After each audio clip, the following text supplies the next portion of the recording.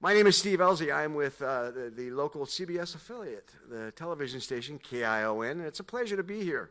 Again, I love coming to Whale Fest. Thank you all for taking time out of this beautiful day to come down here. We have an excellent program all weekend long. Stay, come back, go get some food. We're having a blast out there. I'd like to thank some of the sponsors. First of all, the Fishermen's Wharf Association and the Monterey Bay National Marine Sanctuary are a couple of our sponsors. So thank you to them. Speaking of the Monterey Bay National Marine Sanctuary, our next speaker is Paul Michel, and Paul is the superintendent of the Monterey Bay National Marine Sanctuary, which, by the way, is the largest National Marine Sanctuary in the continental United States. It's a big one, and it's growing daily. No, I'm making that up. Sorry. Anyway, it has gotten a little bit bigger over the years. Paul is going to talk about some of the research that's going on in the sanctuary, some of the issues of concern, and I consider him not just a colleague but a friend, and you will enjoy him immensely. I promise. Okay, Paul Michel.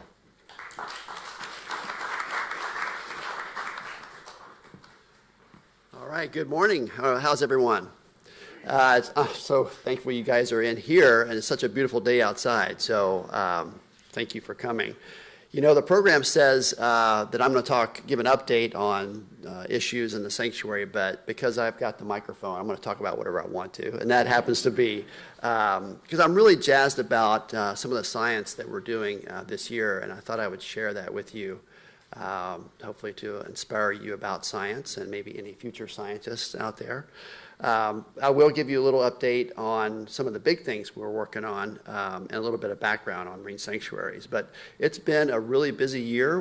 2017, we celebrated the 25th anniversary of the Monterey Bay National Marine Sanctuary 25 years ago.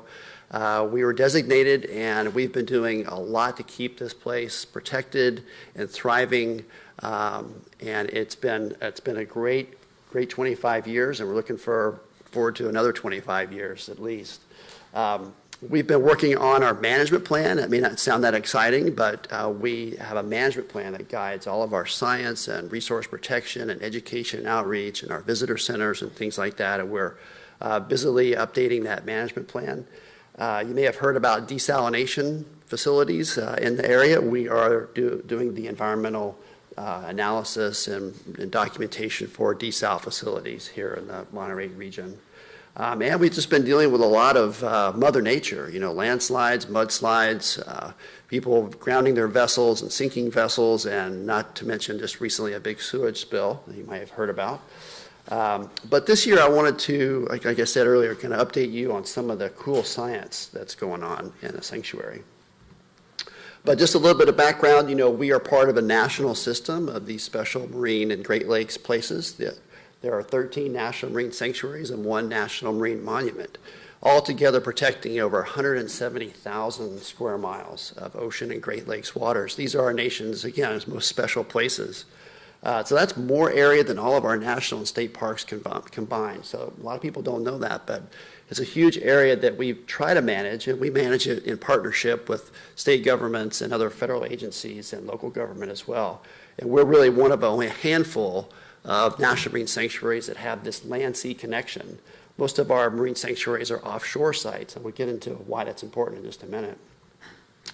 So you'll see by this map why it's important. We have these 5 coastal counties that stretch 276 miles across the northern central part of California, from the Marin Headlands all the way down to Cambria in San Luis Obispo County. So we have this land-sea interface, so we get to deal with all those fun issues that deal with the coast right up to the mean high water mark. So, watersheds have an impact on the marine sanctuary and water quality. We have all these different uses that occur in the marine sanctuary and all these people living in our coastal watersheds.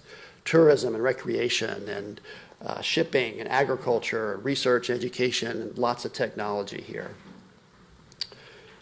This area is kind of referred to sometimes as the Serengeti of the sea, sort of emblematic that the African plains with their charismatic megafauna, But really, we dwarf that in terms of the abundance and diversity of marine life that you're going to find here on the central coast of California and offshore. It's truly a remarkable place. Every time I go out on the ocean, I'm just blown away by what I see. And Mother Nature will surprise you. You know, we go out looking for whales, and we don't see any, but we see millions of seabirds. We go out looking for seabirds, and we don't see any. We find whales everywhere. So you never know quite what you're going to find, but it's always an amazing experience. And it's all driven by this nutrient upwelling that occurs here in this deep ocean. As that cold, rich, nutrient-rich water comes up to the surface and is bombarded by this fantastic California sunlight, there's an explosion of sea life that occurs with plankton and zooplankton and all the forage fish that feed on that and then are fed upon by larger organisms. So it is really a productive and abundant system that's just amazing. No wonder it's a marine sanctuary, right? Let's see. So again, like I said, we are probably more like a national forest than a national park in that there's all these multiple uses that occur here that we try to have this overlay of resource protection upon. So, you know, there's all these uses in the bay and in the sanctuary, but our primary mission is to facilitate those uses and be wise about that and conduct science. We want to inform and inspire the public and involve the public and encourage stewardship. So that's kind of what we're all about, is trying to manage all these multiple uses, and it's a real challenge. But what I want to talk to you about is science-based management. I thought it was particularly important this year to talk about the role and importance of science in management. Why we have to base, you know, what we do in science is really critical, and you know, you only know what you know, and so we're always trying to learn more about this really complex marine ecosystem. Not only to better manage it, to better understand it, to inform you all about how amazing it is, but to involve so many other partners in that understanding. So science-based management, you know, enhances our understanding. It inspires stewardship because we get to tell you all just how amazing it is based on all this information that we're gathering. And it helps guide our management, whether that's in making permit decisions or what species or habitats we want to focus on for protection. And it assists us in things like response and emergencies and how we can restore habitats that are damaged. So this year we are going back out to the Davidson Seamount. This is an amazing place offshore. It's about 80 miles offshore of the Cambria-San Simeon area. It is just this amazing oasis of sea life in what's otherwise a very deep, dark, cold ocean. You know, this is in about 8,000 feet of water. The seamount itself rises up to within 4,000 feet of the surface, and on the top of the seamount are giant corals and sponges as big as you and I. This is the old growth forest of the ocean. It's just spectacular. And that deep sea coral is habitat for organisms that live on the seamount. So we're going back out there again. We were there in 2015 to do a bunch of different surveys and experiments. We're going to other special places in the marine sanctuary, all in deep water. And we're using the research fishing, the fishing survey vessel, Bell Shimada, which is NOAA's really premier deep ocean platform. It's a huge ship with all the bells and whistles of technology on board to do things like deep sea mapping and characterization and survey work. So really excited to get back out to the Davidson, spend about 10 days offshore collecting information. You may have heard about Mud Creek. This has been an interesting one for us. Steve mentioned earlier that the sanctuary is growing. Actually, we shrunk this year. The landslide at Mud Creek down on the Big Sur coast was the largest landslide in Big Sur history. Over the course of about a week, about 15 acres of new land was formed just south of Gorda. Massive landslide. So why do we care? Well, I mean, we care because of transportation and recreation and tourism, but we also care because you can imagine all those organisms and habitat in that footprint of that slide was immediately buried and killed. And then as that slide begins to reform itself on that peninsula north and south of that plume of all that muddy water and turbidity, it's threatening the sea life that remains there in its wake. So one of the things we're really concerned about is black abalone. So black abalone was the most abundant large marine mollusk in North America from Canada to Baja, but overfishing and disease has nearly wiped it out. So there's only a few places left where it lives, and the Big Sur coast is one of those few remaining places. It's an endangered species.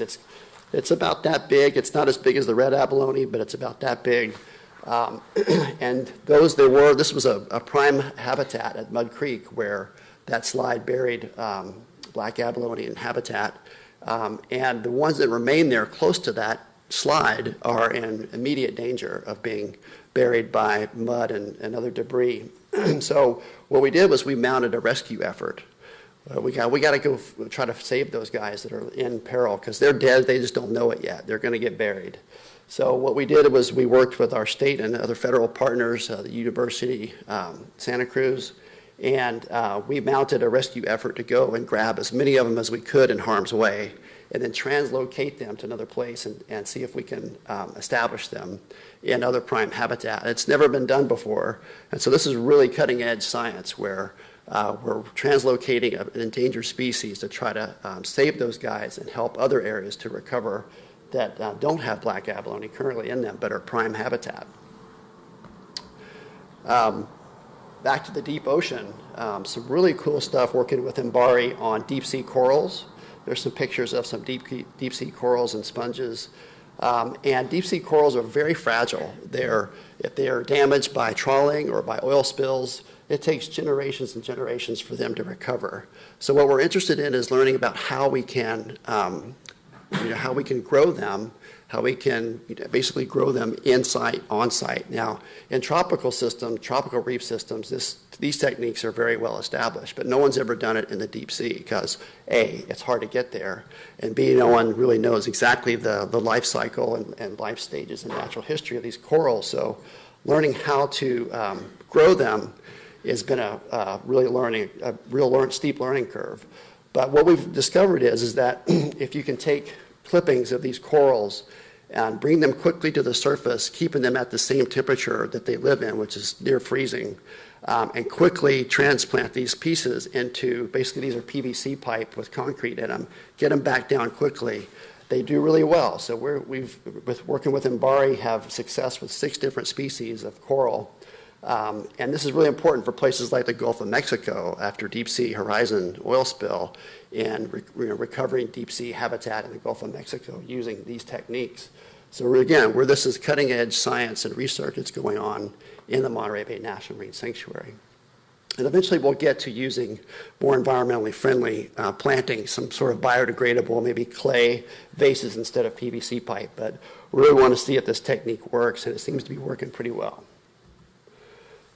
So we have an interesting initiative going on about better understanding this complex marine ecosystem. As technologies advance and we deploy more and more equipment in the ocean to gather data, well, guess what? Somebody's got to pour through all that data and make sense of it. And so while we have all these cool technologies like robotic equipment and wave gliders and autonomous underwater vehicles gathering all this information, somebody's got to make sense of it, And so what we're trying to do with this biodiversity network is take all this new information that's being created and marry it with long-term monitoring information to create a system by which scientists and managers alike can access this information and just in a smarter and faster way to make decisions based on the best information possible. So using different models of indicator species and how these species interact and real information, we're able to better understand certain habitats. So this is pretty exciting. It's just really getting underway, but it's going to help Monterey and the Florida Keys National Marine Sanctuary because they are the 2 main end users of this system. Pour through all this data and make sense of it. So we're pretty excited about that. The other thing that I wanted to mention too is just for you all to know that the Monterey Bay National Marine Sanctuary is a pretty cool place to explore. Now, not many people can go to the deep ocean, but we have an incredible website.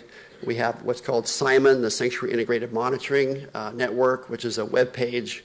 you can find on our website that has all the cool science projects that we are tracking. And we have a photo database with thousands and thousands of images of all the critters and habitats, and those are free for your download. So we try to promote that to explore. We also have an incredible visitor center in Santa Cruz, the Exploration Center. Has anybody been to the Exploration Center in Santa Cruz?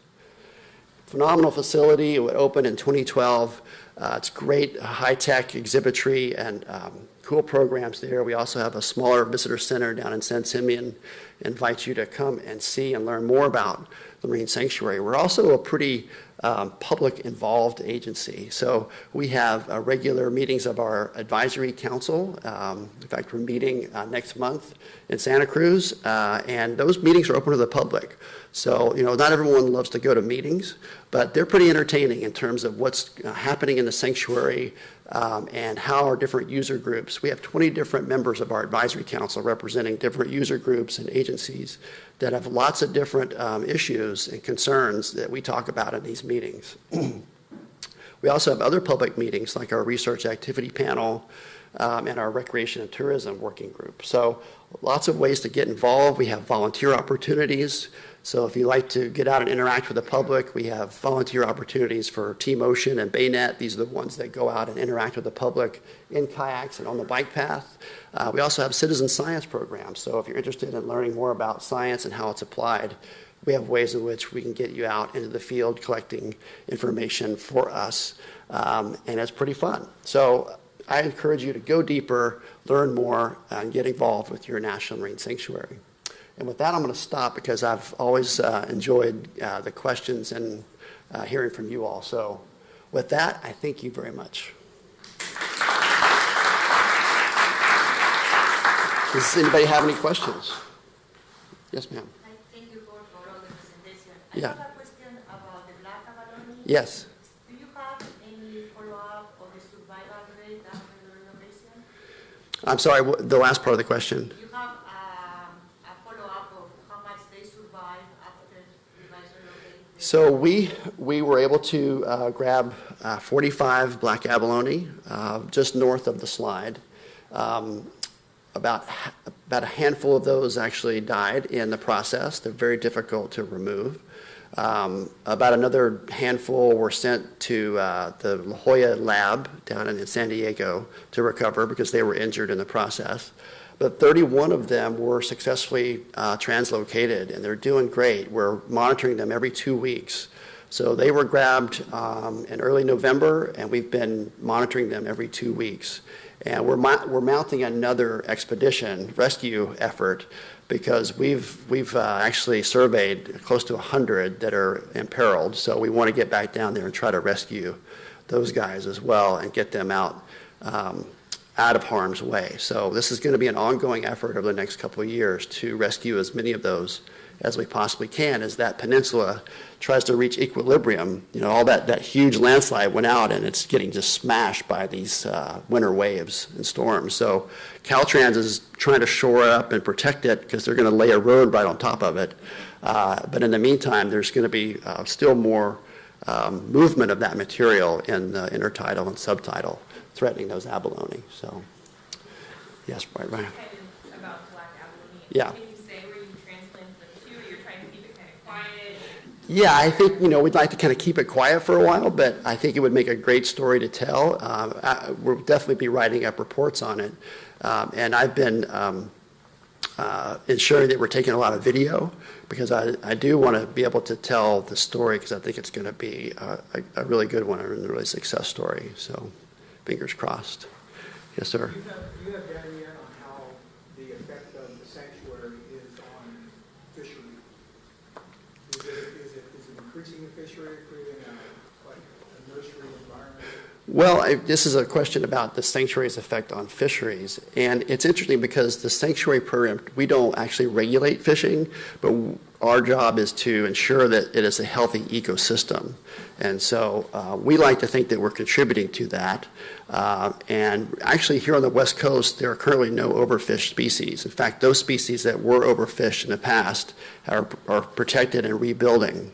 I think the fact that we have these 3 marine sanctuaries with Cordell Bank, Farallones, and Monterey, and even Channel Islands to the south, all here in California, has led to an increased awareness and desire to have sustainable fishing here on the West Coast. So the programs that we implement to help try to keep the ecosystem healthy obviously has an effect on the health of the ecosystem and thereby the health of fisheries. So really work together with fishery managers, both state and federal, to make sure we have healthy and viable fisheries here. Yes, right here. How far north does the sanctuary go? So the Monterey Bay National Marine Sanctuary goes all the way to the Marin Headlands, so just north of the Golden Gate Bridge, and extends 276 miles south to Cambria. And then we have this unusual boundary that goes anywhere from 12 to 45 nautical miles offshore. Yeah. Big area, 6,000 square miles. Yeah. Yes? What is the current state of threat with our current administration for specifically the Monterey National Marine Sanctuary? Well, there's one way to answer that. As a federal employee, answer that in a most careful way. There was, I think what you might be getting at is the Executive Order 13795, which was asking Sanctuary Program and Department of Interior to look at what may have been lost opportunity for oil and gas development over the last 10 years through sanctuary new designations and new area. And so we were instructed to put together a report on that. It actually only affects Davidson Seamount because that's the only area that we added in the last 10 years. It turns out there's no oil and gas deposits on the seamount. It's a seamount because it's an extinct volcano, so any oil and gas that was out there 10 million years ago was burned up the last time that volcano went off. So that's kind of good news from that perspective, that there's really no oil and gas opportunity there. That's not the case where the Farallones and Cordell expanded up to Point Arena. That was just a couple of years ago. There are oil and gas deposits there. The challenge would be how do you get that oil to shore in California that's not likely to approve any onshore facilities to get that oil ashore. So I think that it's yet to be played out, but I feel pretty confident that sanctuaries are here and here to stay. Yeah. Any other questions? By the way, everybody, we have someone tomorrow at 2:15 is going to just be talking about black abalone, not about this particular study, which is incredible, but just in case you're interested, and I'll have to be having it at 2:15. Paul, thank you so much. No, you're welcome. Thank you.